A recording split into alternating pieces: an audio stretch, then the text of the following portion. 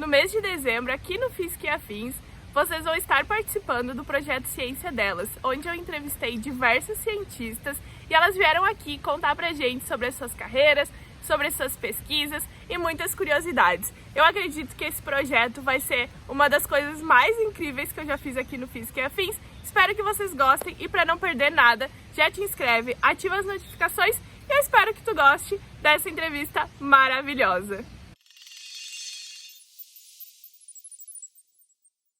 Core, tudo bom com vocês? Eu espero que vocês estejam muito bem. E hoje eu vim aqui para mais um vídeo do nosso projeto Ciência Delas. Espero que vocês estejam gostando de todas as entrevistas. E hoje eu trouxe aqui a minha xará, eu acho que já é a segunda xará que eu trago aqui para essas entrevistas.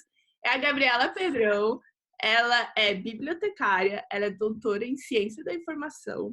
E ela tem um canal no YouTube também, fala sobre livros. E hoje a gente vai aprender um pouquinho sobre o que uma bibliotecária faz, porque eu tô curiosa também. Eu falei para ela que eu não conheço muito do assunto. E ela vai nos explicar. Então, muito obrigada pela presença.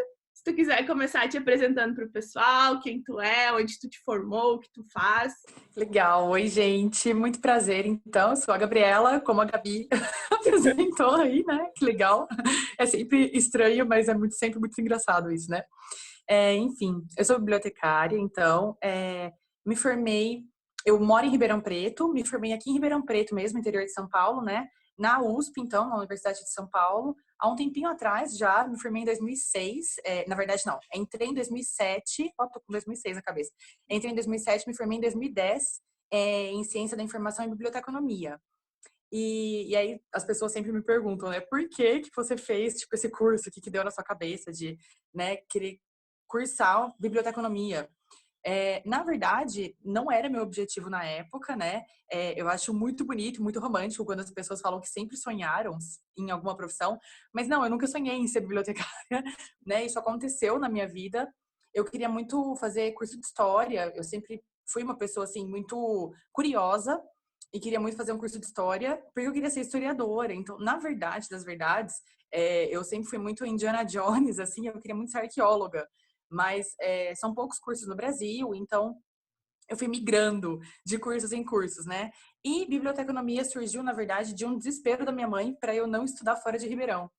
E aí ela achou esse curso e aí ela falou para mim, olha, não, calma, tem esse curso, é a sua cara, você é super organizada, você gosta de ler, né? Eu sempre, durante o ensino fundamental e o ensino médio, sempre fui muito, assim, rata de biblioteca na escola, depois fui andando com as minhas próprias pernas e começando a ter os meus próprios livros, as coisas que eu gostava de ler. E aí ela achou que tinha tudo a ver comigo, e aí eu falei, não, tudo bem, vou fazer um tratado de paz aqui, vou prestar Ciência da Informação e Biblioteconomia, mas também vou prestar História. E aí, no final das contas, eu não passei no vestibular para História e passei em Biblioteconomia. Eu falei, bom, passei, tipo, a USP é aqui na minha cidade, eu vou tentar, lógico, né, USP, todo mundo quer fazer uma faculdade na USP.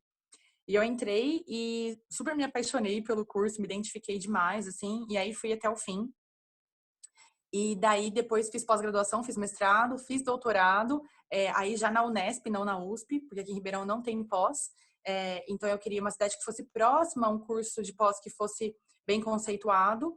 E a Unesp aqui em Marília, que é relativamente vizinha, né, era um curso bacana. E aí fui para lá. Fui muito influenciada na pós pelo meu pai é docente aqui na USP, numa área que não tem nada a ver, né? Meu pai é enfermeiro, ele trabalha com enfermagem psiquiátrica, mas a docência sempre foi uma coisa que mexeu muito comigo, né? Tenho o exemplo do meu pai aqui na família, cresci dentro da universidade, então, desde que eu entrei, eu já tinha essa vontade de fazer pós-graduação, de continuar com pesquisa, de continuar na academia, né?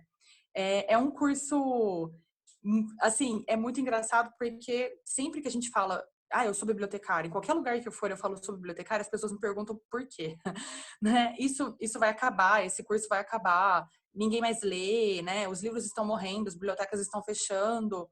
Então, o que te fez escolher um curso que está fadado à morte, né? Tem muita gente que pensa assim. E, na verdade, é bem o contrário, né? Eu acho que hoje a gente precisa mais do que nunca das bibliotecas e elas, como vários outros serviços e várias outras instituições, vêm mudando com o tempo, né? Hoje a biblioteca não é mais aquele lugar de livros, aquele lugar de silêncio, aquele lugar da vovozinha, né, com o coque e o óculos, bem que eu tenho óculos também, não posso falar muito, mas aquela figura, né, bem estereotipada, isso já não existe mais, né? É uma coisa que a gente vem tentando tirar esses rótulos. E a biblioteca, na verdade, de hoje, ela é como se fosse uma comunidade que oferece diversos serviços ali, né? Ela está em uma comunidade e ela movimenta aquela comunidade. Eu acho que isso é muito interessante, né? Ser bibliotecário hoje, eu me vejo muito como num mundo caótico, a gente acaba sendo um ponto de referência ali para as pessoas, porque tudo bem, a gente tem internet, a gente tem Google, a gente tem milhares de livros nas livrarias, na Amazon, em vários lugares, mas quem filtra, né? Então, o que te liga à informação que você precisa de fato e não aquele simples universo informacional totalmente bagunçado e desconexo e caótico, né? Então, eu acho que é bem esse ponto de referência, né? A pessoa que vai ali te dar o que você realmente precisa e não te jogar várias coisas, assim, para você simplesmente ficar com mais dúvidas do que você tinha antes, né? Porque o Google é muito bacana, mas ele, em muitas vezes, a gente não consegue achar exatamente o que a gente precisa. É um buraco negro. Às vezes você põe um X e, de repente, você tá lá no Y mais Z, né? E você fala, Deus, como eu vim parar nesse lugar? Né? Tipo, não era isso que eu tava procurando. Então, é um pouco disso. Claro que também eu particularmente, vou puxar a sardinha para o meu lado, claro, né? Depois da pós-graduação, depois de terminar o doutorado, na verdade, bem juntinho com o fim do meu doutorado, eu comecei a trabalhar na biblioteca escolar. Hoje eu sou bibliotecária escolar. Na verdade, durante a minha trajetória profissional, né? Voltando, tô indo e voltando, né? Mas voltando um pouquinho, durante a minha trajetória profissional, que foi junto com a acadêmica, eu trabalhei em bibliotecas escolares, trabalhei aqui em Ribeirão durante um bom tempo na biblioteca escolar, depois saí, fui fazer doutorado, agora voltei para a biblioteca escolar. Eu particularmente gosto muito de estar na biblioteca escolar. Eu acho que ela é muito importante como formação de cidadão, formação de caráter, formação de olhar crítico. E aí eu acho que, de novo, a gente tem o papel do bibliotecário, né? Que é, na verdade, o mediador que está ali dentro. Então, não é só a simples questão de emprestar um livro. É você fazer toda a escolha do que vai estar naquele lugar, do que vai ter naquele ambiente, né? Do que as pessoas vão ler. É uma baita responsabilidade, né? Você, então, escolher o que uma pequena comunidade vai acessar. Então, isso é muito importante, né? Ter esse olhar de diversidade, de respeito, de variedade, isso é muito importante. E eu acho que na biblioteca escolar, principalmente, é muito importante porque você está ali numa pessoa em formação, né? Uma pessoa que está se entendendo como pessoa na sociedade, que está começando a ter o seu próprio raciocínio, a sua própria visão de mundo, as suas opiniões. Então, é muito importante você dar material para essa pessoa aprender a pensar sozinha, né? Porque foi a partir disso que eu comecei a pensar sozinha, que eu fui até a universidade, que eu busquei a ciência, busquei estudar. Então, é realmente dar essas oportunidades para o maior número de pessoas possíveis. O que eu acho muito bonito na biblioteca é que hoje ela é o espaço mais democrático que existe dentro de um país, né? Porque a universidade você vai passar por um processo seletivo, ou você vai ter que pagar uma mensalidade. A escola nem sempre ela está em todos os lugares que ela deveria. Às vezes o aluno vai por mera formalidade de ter o diploma, de continuar o estudo, ou até para comer, né? Então, a biblioteca não, ela está ali e todo mundo pode entrar. Da pessoa que mais tem poder financeiro a que tem menos poder financeiro, ela é um espaço extremamente democrático, né? Ela é aberta a todos e da mesma forma para todos, né? O atendimento é o mesmo, os livros são os mesmos. Então, é por isso que eu acho que ela é muito importante. Ainda mais hoje, com a gente vivendo nesse mundo maluco, né? Assim, eu acho que essas questões de informação que estão cada vez mais bagunçadas, né? A gente vem vendo isso, essas fake news, essas coisas que, né, mudam eleições, que acabam influenciando em resultados. Então, assim, a quantidade de informação suja, errada, poluída que a gente vê é muito grande. Então, a gente precisa ter um filtro, né? E acho que esse filtro, dentro da biblioteca, a gente aprende a ter esses filtros e a pensar um pouquinho melhor. Por isso que eu acho que ela é muito importante. E isso foi uma coisa que eu fui enxergando com o tempo da minha formação, conforme eu fui entrando nos espaços, um pouco da academia, um pouco da trajetória profissional, a gente vai, então, assim, se conhecendo o lugar que a gente trabalha, o meio, e vai também caminhando com as próprias pernas e tendo a nossa própria opinião. Eu vejo muito dessa forma, né? Eu vejo que hoje o espaço daquele bibliotecário tecnicista que só cataloga livro, fica lá atrás do balcão fazendo chill, proibindo, isso é uma coisa que não existe mais, né? Não tem mais espaço para essas pessoas, né? A gente precisa da biblioteca que empresta livro, empresta panela, empresta fone de ouvido, empresta guarda-chuva, empresta o que for preciso, né? Então, tipo, nossa, eu vim aqui porque, eu tô precisando de um guarda-chuva para ir numa entrevista de emprego. Não, beleza, leva aqui e daqui 3 dias você me devolve. Então, eu acredito muito nisso, nessa biblioteca que ela atua junto na comunidade e nessa formação de biblioteca social mesmo, que tá perto das pessoas, que empresta o que for preciso, que tem uma sala multimídia, que, eu sou youtuber, eu quero gravar um vídeo, mas minha casa não é legal. Não, tem um espaço ali na biblioteca que você pode gravar seu vídeo, que você pode estudar. A gente estava conversando sobre bibliotecas nacionais aí. Tem algumas bibliotecas incríveis, né? Eu tive uma experiência maravilhosa no doutorado de fazer uma pesquisa durante 10 dias na British Library em Londres. Então, assim, aquela biblioteca é um absurdo, né? É a segunda maior biblioteca do mundo e você vê as pessoas indo lá, assim, que chegam 9 horas da manhã para pegar um lugar e a pessoa senta ali, ela fica até às 5 da tarde. E aí a pessoa abre a marmita ali, ela come ali, ela almoça ali. Mas pode? Pode. Simplesmente pode, né? Você vai para passar o seu tempo ali para estudar, para ter um lugar para ir, para, né, tipo, passear, para ver uma exposição, para ir num restaurante, lá também tem restaurante. Então, assim, um lugar incrível, fantástico, que consegue pegar desde o público que vai para estudar, que vai para trabalhar, até o público que está simplesmente passeando, que quis parar ali 1 minuto, que achou legal e foi ver, e achou agradável e ficou ali vendo o vídeo no YouTube sentado ali, porque tá legal, né? Então, eu acho que esse é mesmo o papel da biblioteca, né? E muito independente da leitura e do livro, eu acho que ultrapassa muito isso, né? É mais um fator social mesmo e de movimentação cultural de pontos, né, da cidade. Eu acho que é mais ou menos por aí. Enquanto tu foi falando, eu fui lembrando de algumas coisas que eu tenho na minha cabeça com relação à biblioteca. Uma delas é que quando eu era pequena, eu gostava muito de ler e meus pais sempre incentivaram muito a leitura. Minha mãe sempre, acho que se tu pedisse uma roupa, ela falava não, mas se fosse um livro, toma esse livro aqui e vai ler. Então, quando eu era criança, eu pegava muito livro emprestado na biblioteca e eu lembro que tinha um livro da Ninoca, não sei se ainda existe. Era tipo, nossa, era o meu livro favorito. Isso eu tinha 6, 7 anos, assim. Então era como. Nem lembro quem era. Era tipo um personagem de desenho, assim, uma foca. Eu não lembro, era uma coisa assim. E aí contava algumas histórias dela e da família dela. Então, enquanto tu foi falando da biblioteca, assim, eu lembrei de crianças e aí eu lembrei desse livro. Acho que é o livro que mais marcou minha infância, porque eu pegava todos na biblioteca e aí quando chegava novo, eu queria pegar. Também lembro uma vez que eu li na biblioteca da escola um livro, acho que era a história original da Cinderela, que não é como a história original que a gente aprende. Eu não sei por que alguém me deu aquele livro com 7 anos, era bem estranho. Aí eu lembro muito disso também. Então a biblioteca me deu a oportunidade também de ler coisas que eu não conseguiria comprar, por exemplo. Porque o Harry Potter mesmo, cada livro na época era, sei lá, R$100. Não sei quanto custa hoje, mas era caro. Aí eram 7 livros, tipo, não tinha como a minha mãe me dar todos aqueles livros, talvez um, mas aí eu precisava dos outros 6. E aí a biblioteca me deu essa oportunidade, a biblioteca me deu muito. Quando eu era adolescente, eu gostava muito de filosofia.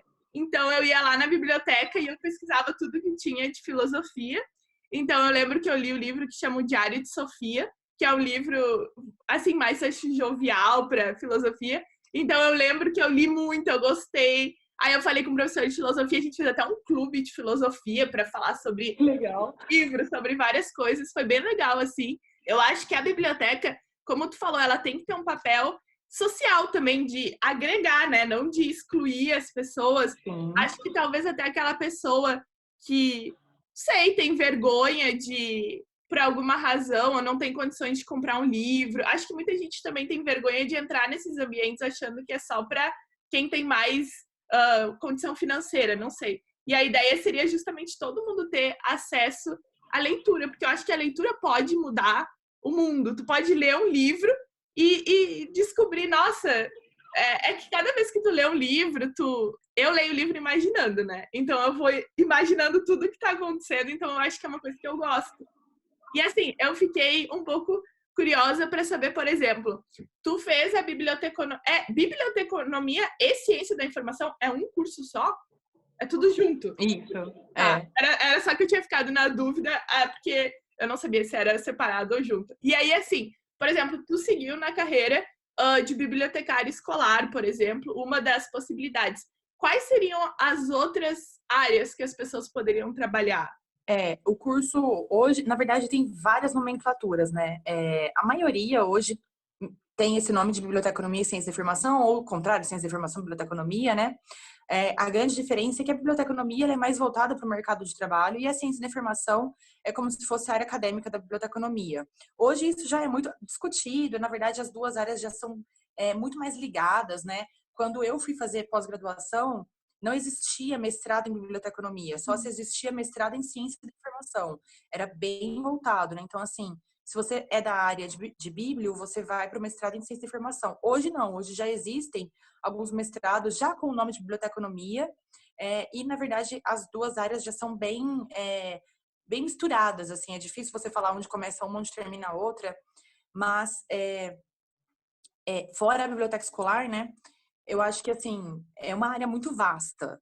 E, na verdade, o bibliotecário, ele cabe em tantos lugares que é até difícil de falar, assim, X e Y, né? Uhum. Claro que existem os tradicionais, que são as bibliotecas públicas, as bibliotecas universitárias, as bibliotecas escolares. É uma tríade mãe ali, né, da área, que são esses três tipos de bibliotecas, os mais famosos, mas nada impede um bibliotecário de estar, por exemplo, em um hospital, trabalhando com prontuários médicos, nada impede uma biblioteca jurídica, ou mesmo uma empresa, né? Então, fazendo toda essa parte de organização informacional dentro de empresas.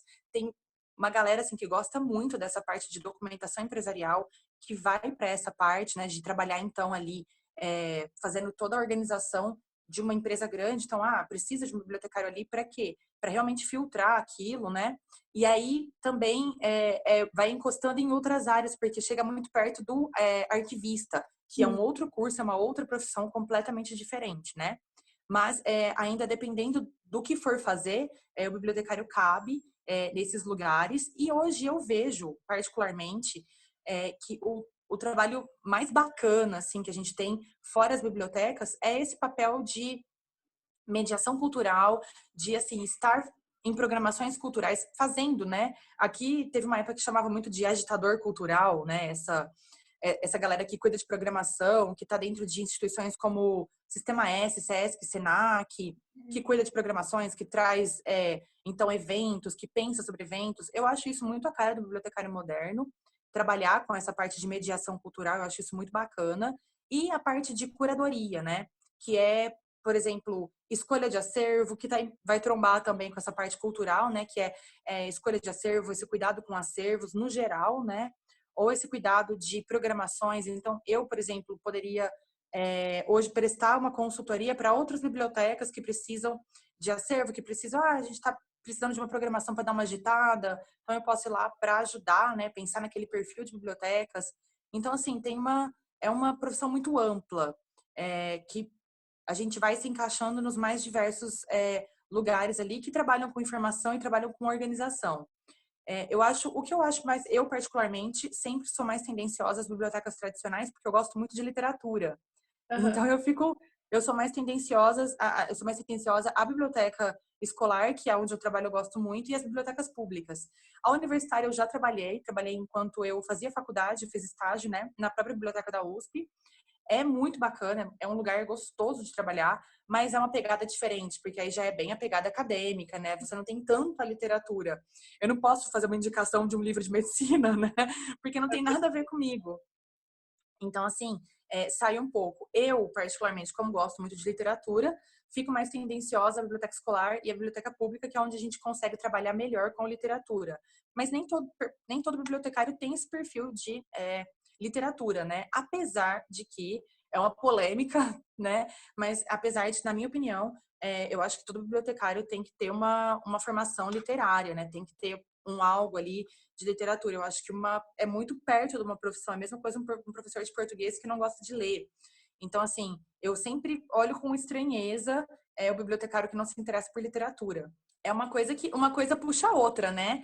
Eu vejo muito assim, mas eu conheço várias pessoas que não são muito próximas do universo literário, que não gostam muito, que trabalham mais com parte de processamento técnico. Mas aí eu volto, né, no ponto da biblioteconomia social, porque é até que ponto a gente pode só fazer processamentos técnicos, né? A gente pode só classificar, catalogar, preparar o livro para estar na estante. E depois que ele está na estante, a gente não mexe mais nele, né? Tipo, cumpri meu papel, organizei, ele tá ali, o leitor vai na biblioteca e vai achar esse livro na estante, tudo certo. Mas e se ele me perguntar, e aí, Gabriela, né? Que livro que você me indica? Socorro, não sei. Então, assim, conta como que é o Clube do Livro, o que que vocês fazem, se as pessoas participam, como é isso? O clube é uma experiência fantástica, né? Na verdade, aqui em Ribeirão, eu sou mediadora em 2 clubes, né? E assim, sempre foi uma vontade de muito tempo, né? Um deles agora tem 3 anos que a gente se reúne. É um clube já que já tá assim, com ritmo, com fôlego, né? Mas isso é uma ideia de bem antes, muito antes desse clube dar certo. Eu queria, assim, ter alguma coisa que eu pudesse. Porque, na verdade, isso vem muito do ser acadêmico e de algum momento você olhar e falar: nossa, o que eu estou devolvendo para a sociedade de tudo que eu tirei da universidade? E aí, nessas questões, veio o canal e veio o Clube do Livro. E aí, o Clube do Livro era uma vontade minha de conversar com pessoas, falar sobre literatura, sair um pouco só da internet, que, claro, tem um debate bacana, mas não chega como chega um debate ali que você está sentado com a pessoa, né? É E verdade. aí, eu sempre pensei muito nisso, queria muito, assim, um lugar que a gente pudesse se reunir. E aí, há 3 anos atrás, veio essa oportunidade. Aqui em Ribeirão a gente tem uma feira do livro muito famosa, é uma das maiores do país, e tem uma fundação que trabalha com essa feira e trabalha com outras programações culturais.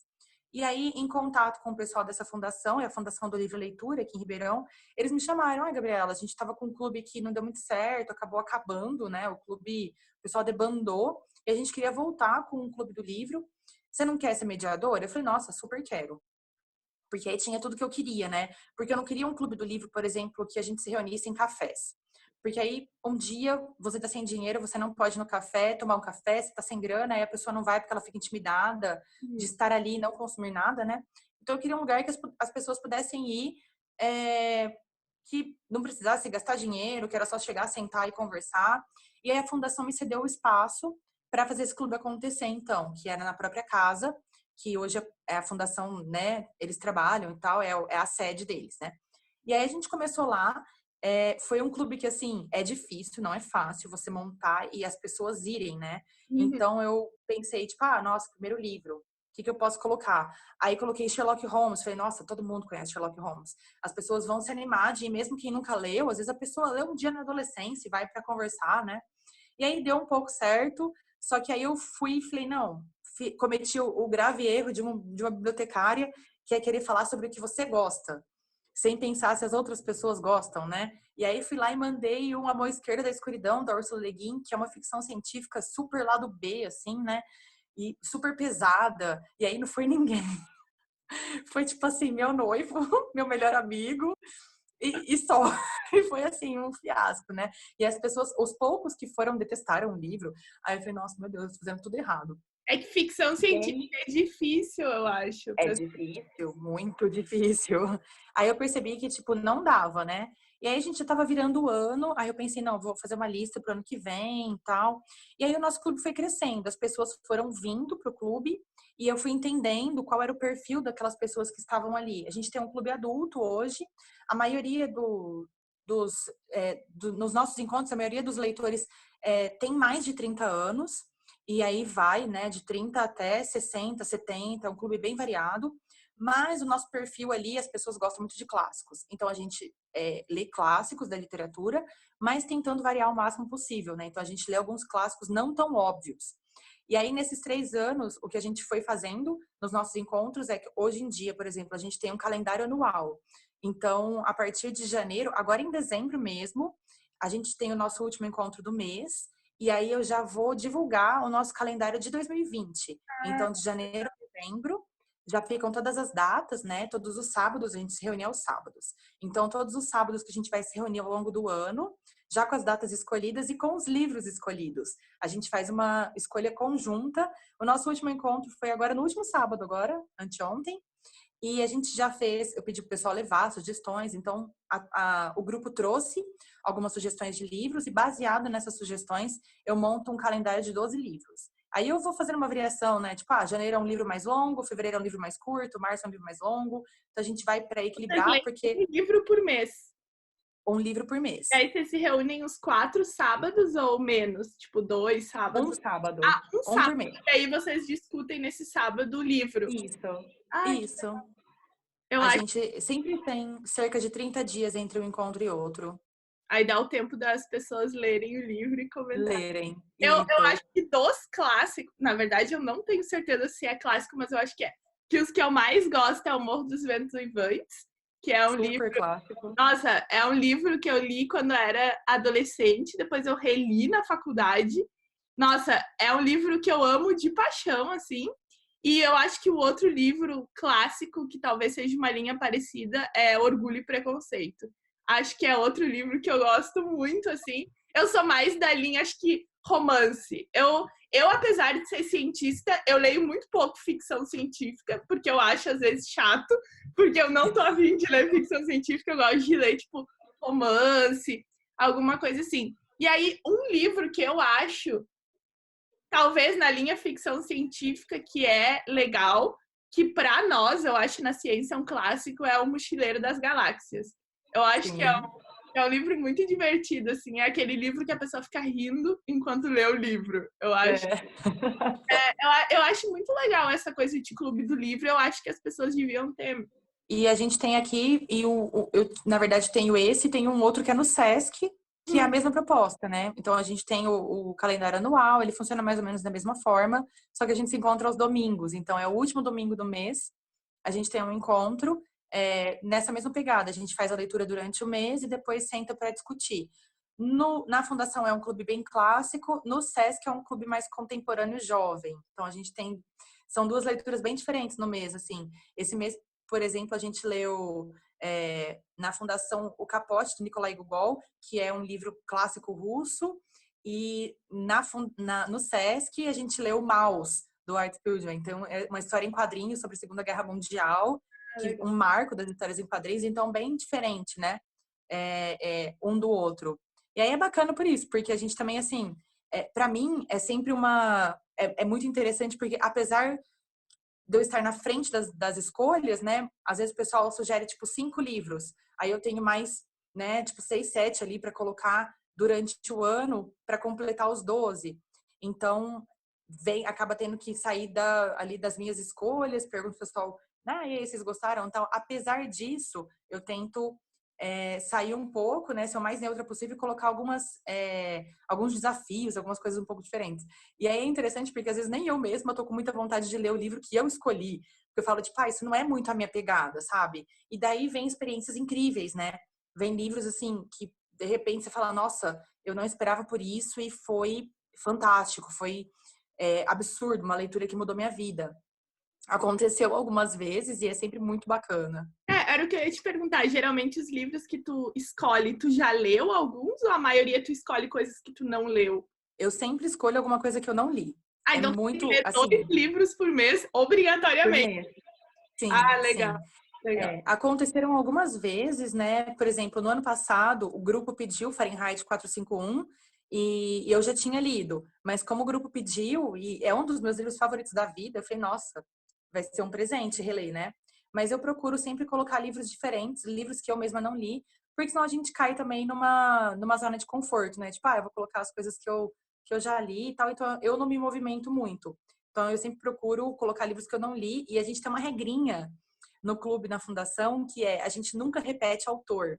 Então a gente está há 3 anos sem repetir autores, a gente sempre Meu varia, Deus, que que difícil. para não cair, é difícil, mas senão a gente acaba caindo assim, o pessoal gosta muito de Saramago, o pessoal gosta muito de Walter Ugumã e Mia Couto, então a gente sempre acaba, todo ano alguém fala, ai, Gabriela, não vai dar para pôr um Saramago e tal.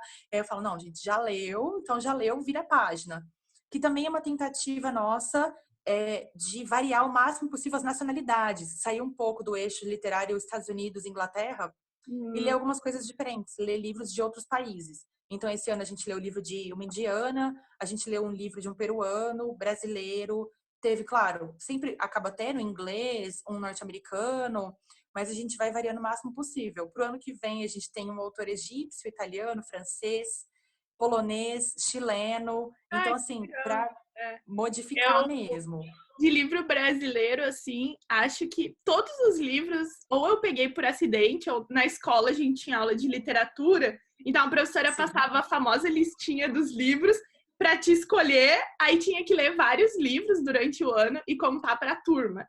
Então eu lembro, assim, 2 brasileiros que eu li por conta da aula mesmo de literatura e que eu fiquei apaixonada foi o Noite na Taverna. Eu acho que é um dos livros que eu mais recomendo, assim, na minha vida, porque eu amo. É bem, assim, mórbido o livro e tal, mas eu acho que Sim. é bem legal. E o Curtiço também é um livro que eu sou apaixonada, livro brasileiro. Acho que tem muito autor brasileiro e as pessoas também acabam falando mais de americano e tal, porque eu acho que é o que acaba aparecendo mais. E aí eu lembro também de um episódio na escola que eu tive que ler literatura francesa, porque aí a gente estava estudando um período da literatura e aí era só os livros difíceis. Aí eu li lá, não, vou pegar esse livro aqui, que era do Honoré de Balzac, que chama Eugênie Grandet, era o nome do livro. Aí eu lá com meus 16 anos, aí eu comecei a ler o livro e eu, meu Deus, eu não entendo nada desse livro, tava super antigo. E aí eu perguntava pro meu pai, que ele é advogado, então ele sabe um monte de palavra difícil, e o dicionário. Era muito ruim ler aquele livro, porque eu não conseguia passar as páginas, mas aí no final eu gostei da história, entendi lá finalmente o livro. E aí depois expliquei para todo mundo, mas eu lembro, ficou marcado na memória, porque eu acho que foi um desafio tão grande abrir aquele livro e não conseguir passar da primeira página, que eu acho que é legal isso também da literatura, é tu te desafiar também, tu aprender a parte de cada um interpretar um livro diferente, por exemplo. Sim. Outro dia eu vi uma super discussão lá no Twitter do Dom Casmurro, que alguém fez um comentário sobre a Capitu, e aí as pessoas falaram, não, mas isso aí é o ponto de vista teu, é o tal ponto de vista, tu tem que pensar, poderia pensar assim, assado. Então, acho que a literatura acaba, a leitura de livros acaba, além de te dando maior conhecimento de palavras, melhorar a leitura, ela também acaba te dando poder de discussão, de tu saber argumentar Sim, com as pessoas. sim. Porque no Clube do Livro tu tem várias pessoas, cada uma pode ter entendido o livro de uma forma. E aí elas vão ter que discutir para talvez chegar num consenso. Ou não, porque às vezes no final tu diz, não, eu continuo com a minha opinião, acho que é isso. Acho que é muito acho que deve ser muito enriquecedor esse tipo de conversa, né? É sempre assim, a gente tem, mas assim, as discussões são sempre maravilhosas. A gente já teve assim, por exemplo, a gente leu Ana Karenina do Tolstói e aí foi uma super discussão sobre Ana Karenina é um personagem feminista ou ela não é um personagem feminista. E aí o clube se dividiu em 2, assim, foi um negócio muito louco e começou uma discussão toda sobre isso. Eu acho que sim, eu acho que não, por isso e isso e tal. Então, assim, foi uma das grandes discussões do nosso clube, essa foi maravilhosa. A gente teve um clube também que foi muito bacana, que foi sobre A Máquina de Fazer Espanhóis, do Walter Ugumãe, que é um livro que fala sobre velhice. Então, a gente teve uma discussão que eu tenho... No clube, a gente tem alguns participantes que são mais velhos, que já passaram dos 60. Então, para eles, foi um livro horrível de ler, né? Tipo, nossa, Gabriela, pelo amor de Deus, né? Tipo, falando de velhice, eu não quero ler sobre velhice.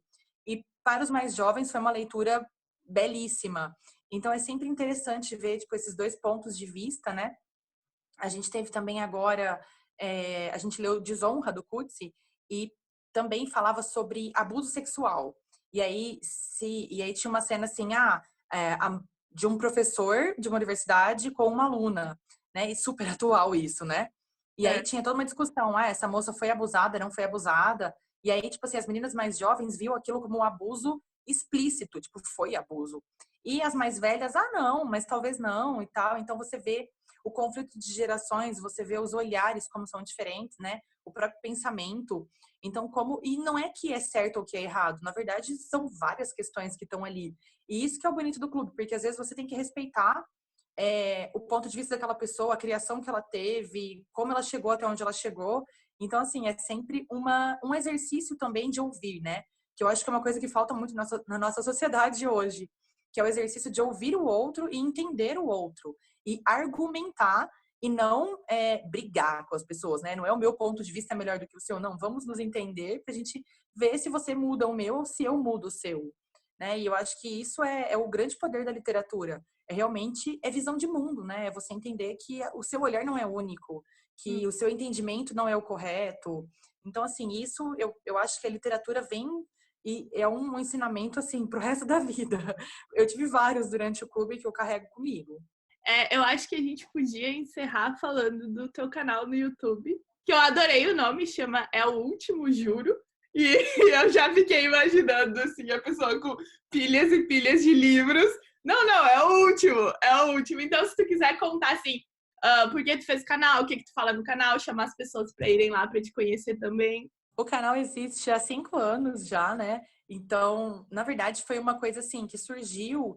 Eu trabalhava em outra biblioteca escolar, com uma turma, principalmente com alunos de quinto e sexto ano, né? Então, aquela idade difícil ali que a gente está brigando com a adolescência que vem vindo. E eles não se interessavam muito pela biblioteca. E aí eu criei o canal que eu resenhava livros da biblioteca e falava sobre os livros com eles. E também, assim, foi uma época que eu estava terminando o mestrado e eu estava super cansada, né? Falei, eu preciso voltar a ler livros de literatura, voltar a me dedicar a isso. E o canal era um meio também de eu me forçar a ler para fazer resenhas, para falar sobre literatura. E aí começou assim, bem básico, assim, bem pequeno mesmo. Deu super certo com as crianças, foi uma movimentação bem legal, porque eles achavam que eu era super famosa só pelo fato de eu ter um canal no YouTube. E aí, tipo, você falava, não, gente, calma, nada a ver, né? Mas na cabeça deles, tipo, nossa, tia Gabi tem um canal no YouTube, uau, né? Foi muito legal. E aí foi crescendo e foi indo para um outro lado que eu nunca imaginei, que, conforme eu falava de literatura, eu sempre falei também que eu era bibliotecária. E aí as pessoas começaram a perguntar por quê, né? Tipo, por que você escolheu ser bibliotecária? Da onde você tirou isso? Por que O você que o fez isso com a sua vida? bibliotecário faz? Exatamente. E aí, dessas perguntas que vieram, eu comecei a fazer uma série de vídeos sobre biblioteconomia. Falar sobre a área, né? Explicar para as pessoas o que a gente faz, explicar o que é a biblioteca, o que é o bibliotecário. E aí, os próprios bibliotecários começaram a entrar no canal e me pedir vídeos mais específicos sobre biblioteconomia. Aí vieram vídeos sobre catalogação, classificação. Então, aí tem alguns assuntos mais superficiais, alguns assuntos mais profundos da área. Então, eu mesclo bastante uma coisa e outra. E aí, mais pro fim agora, coisa de 1 ano e meio, 2 anos, vieram os assuntos de pós-graduação. Porque aí eu comento um pouco sobre doutorado e o pessoal começou a pedir, nossa, fala sobre seus estudos, fala sobre o que é doutorado, o que é mestrado, o que é stricto sensu, lato sensu, o Eu que é falo isso, muito né? isso também no meu canal. As pessoas perguntam muito, é incrível isso, né?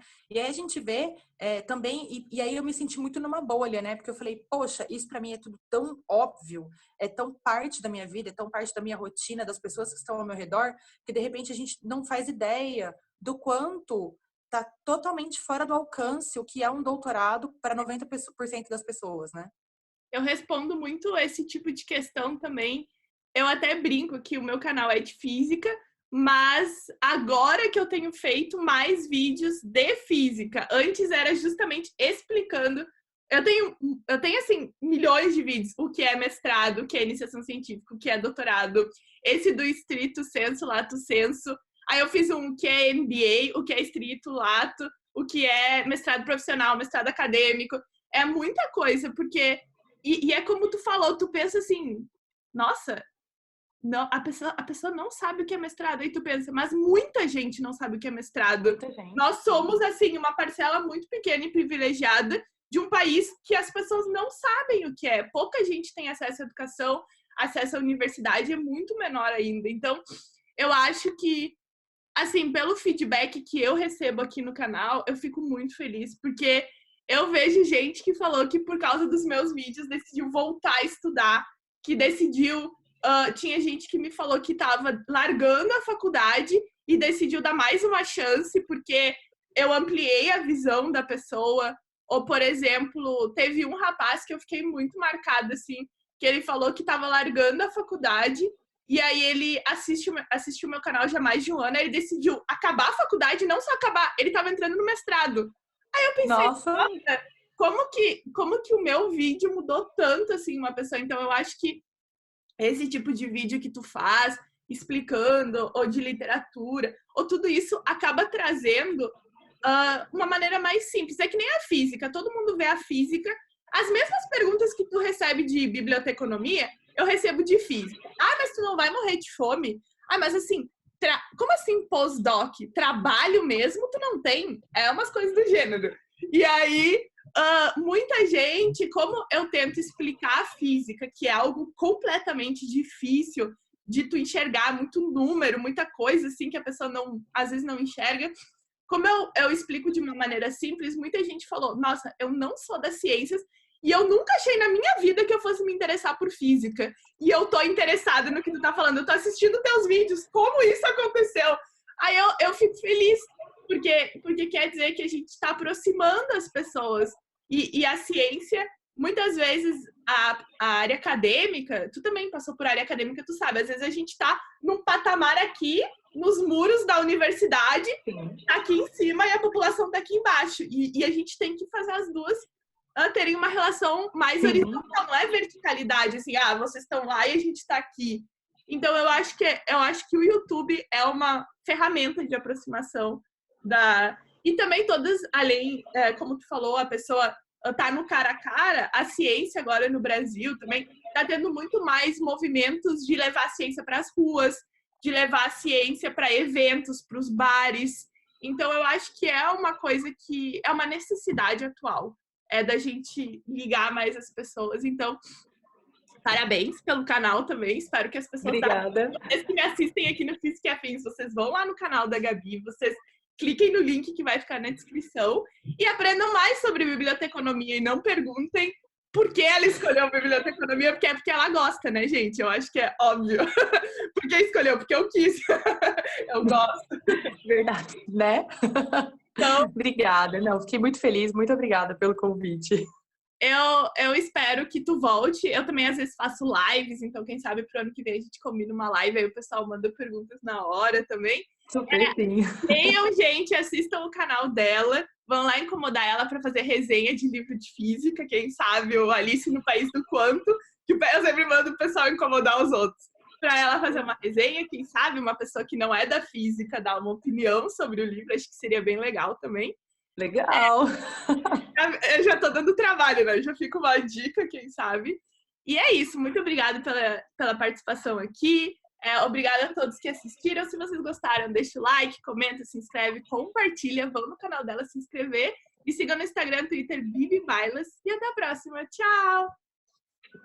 Vocês acabaram de assistir uma entrevista incrível do projeto Ciência Delas, aqui no YouTube, Física e Afins, criado por mim, Gabriela Bailas. Espero que vocês tenham aproveitado muito a entrevista, vocês tenham aprendido muito. Não esquece de deixar o teu like, comentar, compartilhar, ative as notificações, vai no canal das minhas convidadas também se inscrever.